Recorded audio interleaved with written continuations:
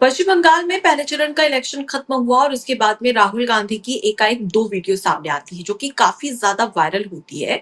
और इन वीडियो से सिर्फ एक ही सवाल खड़ा हो रहा है कि क्या राहुल गांधी ने भारतीय जनता पार्टी की जीत को पश्चिम बंगाल में आसान कर दिया है। ये इसलिए कहा जा रहा है क्योंकि सबसे पहले हम जो दूसरा वीडियो है उसकी बात करेंगे, उसके बाद पहले वीडियो पर पहले भी डिस्कस हो चुका है लेकिन इस बात का भी जिक्र करूंगी। दूसरा वीडियो जो वायरल हो रहा है वो राहुल गांधी का है। दरअसल क्या होता है कि पश्चिम बंगाल में इलेक्शन के दौरान एक आसनसोल एक जगह है जहां पर कांग्रेस की कार्यकर्ता है जिनका नाम है देवदीप चटर्जी, उनकी हत्या हो जाती है।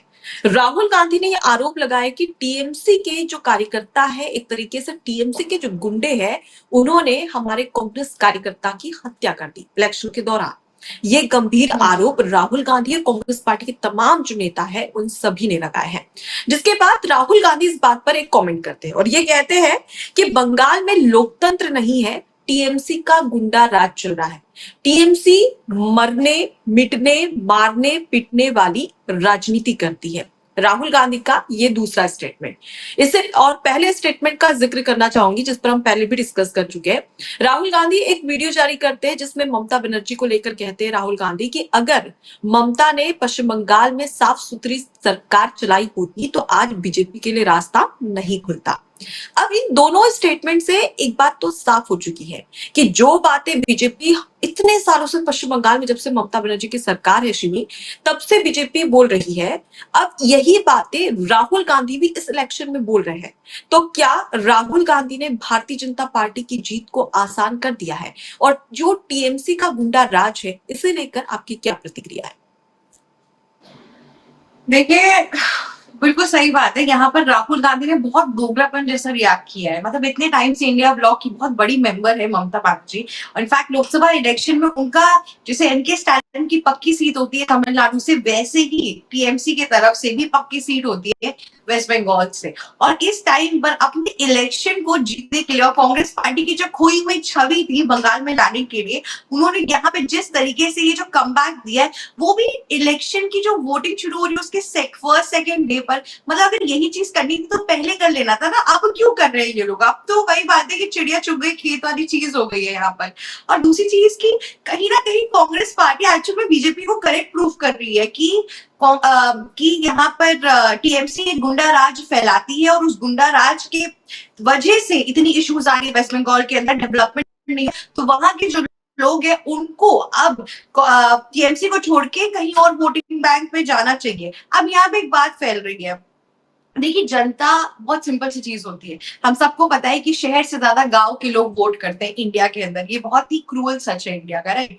वहां के लोग यही देखते हैं कि हमें कौन कितनी इंपॉर्टेंस दे रहा है, हमसे कौन कितना रिश्ता बनाने की कोशिश कर रहा है। और वो काम बीजेपी के जो धुरंधर थे, योगी आदित्यनाथ हो गए, हिमंता बिस्वा शर्मा हो गई, इनफैक्ट फॉर इंस्टेंस आप बोल लीजिए कि कंगना रनौत ने भी अच्छा काम किया था, शुभेंदु अधिकारी हो गए, इन लोगों ने ज्यादा अच्छे से किया है। तो जनता का जो भरोसा है और जो इंटरेक्शन वो इनके साथ ज्यादा हुआ है, फेस वैल्यू ज्यादा हुई है।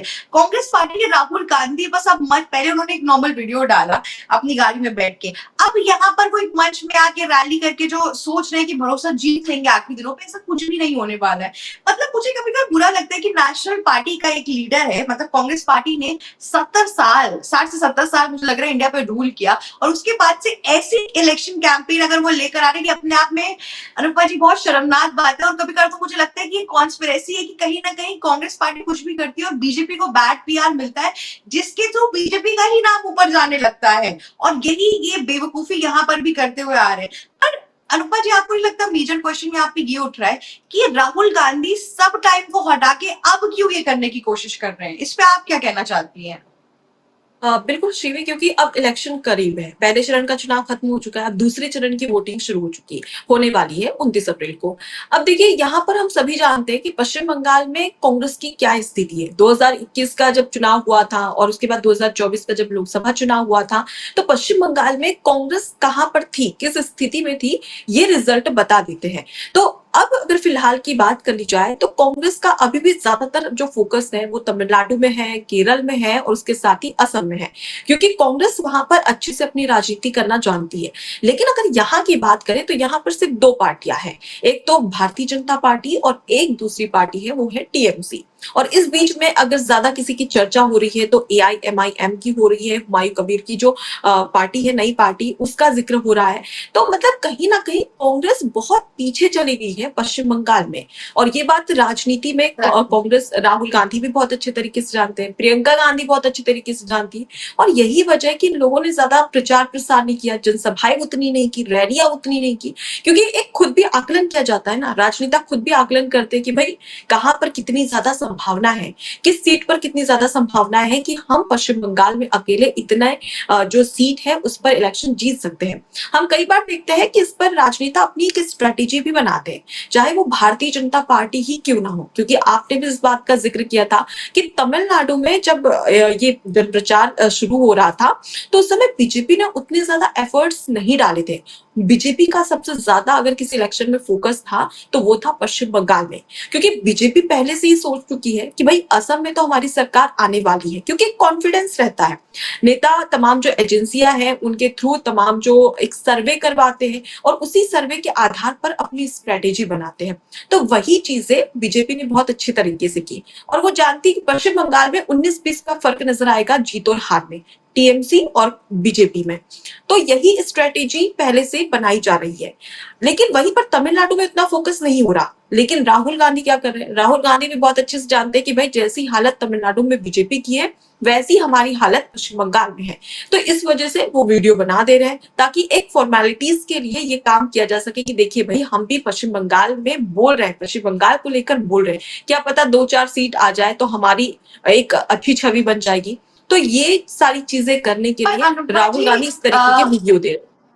अनुपा जी, मुझे जो मेजर चीज यहाँ पे लग रही है वो ये भी है कि राहुल गांधी ना, मुझे लग रहा है एंड में अपना नाम दिखाना चाह रहे हैं बस, क्योंकि टीएमसी के अंदर ममता बनर्जी की जो पूरी की पूरी कितना पहुंच है वो बहुत ऊपर जा रही है इस टाइम पर। मतलब कि वेस्ट बंगाल इतनी, मतलब आप देखिए एमके स्टैलिन का उनको सपोर्ट है, उद्धव ठाकरे का उनको सपोर्ट है, अखिलेश यादव का सपोर्ट है, और मुझे जितने भी इंडिया अलायंस के बड़े नेता है, उमर अब्दुल्ला का सपोर्ट है, उन सब का सपोर्ट अब आपकी ममता बनर्जी के पास जाने लगा है। और अभी तक कोई भी पॉलिटिकल एनालिस्ट ये नहीं बोल पा रहा है सुनिश्चित करके कि बीजेपी ही जीतेगी या ममता बनर्जी जीतेगी। और अगर ममता बनर्जी इस बार जीती तो कहीं ना कहीं पिछले दिनों में बहुत आर्टिकल्स निकल रहे थे इस पूरे इलेक्शन के दौरान कि बहुत हद तक चांसेस है कि ममता बनर्जी को भी इंडिया अलायंस के लोग अब प्राइम मिनिस्टर पोजीशन के लिए भी आगे केटर कर सकते हैं। हालांकि ये सारे रूमर्स है, पर कहीं ना कहीं एक मुझे लग रहा है पावर गेम चल रहा है। जिस हिसाब से ममता बनर्जी ने इतना ज्यादा मुश्किल कर दिया है बीजेपी का यहाँ पर आना, तो लोग उनको जिस हिसाब से सराहना कर रहे हैं, चीजें कर रहे हैं, तो यहाँ पे ये भी बैठ रहा है कि पावरफुल ज्यादा दिखाई दे रही है ममता बनर्जी इस टाइम पर। और क्योंकि अगर आप देखेंगे तो एमके स्टैलिन से भी ज्यादा टाइम तक वो रही है, तो इसलिए इसीलिए राहुल गांधी ना यहाँ पर ममता बनर्जी का जो पीआर उसको डिग्रेड करने की कोशिश कर रहे हैं। और मुझे लग रहा है लोकसभा इलेक्शन के लिए उनको एक चीज समझ में आ गई है कि अगर वो स्टेट वाइज स्टेट जाएंगे तो वो तो जीत नहीं पाएंगे, तो उससे अच्छा एक काम करते हैं कि मैं ना अपनी इंडिविजुअल पर्सनालिटी बनाता हूँ। मुझे लग रहा है आजकल ना पॉलिटिशियन अपनी इंडिविजुअल पर्सनालिटी पर ज्यादा काम कर रहे हैं, क्योंकि इंडिया गठबंधन है जिसमें सपा भी है, उद्धव ठाकरे की शिवसेना भी है और ममता बनर्जी की टीएमसी भी है और कांग्रेस पार्टी भी है। लेकिन क्या एक ये जो प्रश्न है वो यहाँ पर खड़ा होता है कि भाई ये सारे नेता जिनका आपने जिक्र किया वो सभी ममता बनर्जी के साथ में है, ये सभी है तो इंडिया गठबंधन के, और राहुल गांधी एक अलग राह पर चल रहे हैं, एक अलग स्ट्रेटेजी के साथ में पश्चिम बंगाल में चल रहे हैं। तो क्या 2029 का जब लोकसभा चुनाव आएगा तो उस समय इंडिया गठबंधन में एक टकराव देखने को मिलेगा? क्योंकि इन सब चीजों के बाद में कहीं ना कहीं ममता बनर्जी राहुल गांधी के साथ में क्या खड़ी होगी जब 2029 का चुनाव होगा, या फिर ऐसा हो सकता है कि कहीं कांग्रेस पार्टी अलग ना हो जाए और पश्चिम बंगाल में जितने नेता और जितने दल साथ में नजर आ रहे हैं टीएमसी के, वो सभी कहीं 2029 में एक साथ ना हो जाए। तो क्या ये स्ट्रेटेजी आपको लग रही है कि ऐसा कुछ भी हो सकता है पश्चिम बंगाल के इलेक्शन को देखकर? बहुत अच्छा, बहुत हद तक चांसेस है कि ऐसी चीजें हो सकती है, पर अभी जब तक इलेक्शन के रिजल्ट्स नहीं आ रहे ना, बहुत अनप्रिडिक्टेबल हो गया है ये सब कुछ तय करना और बताना। कोई भी एनालिसिस ना हम अभी इस तरीके से नहीं कर पा रहे।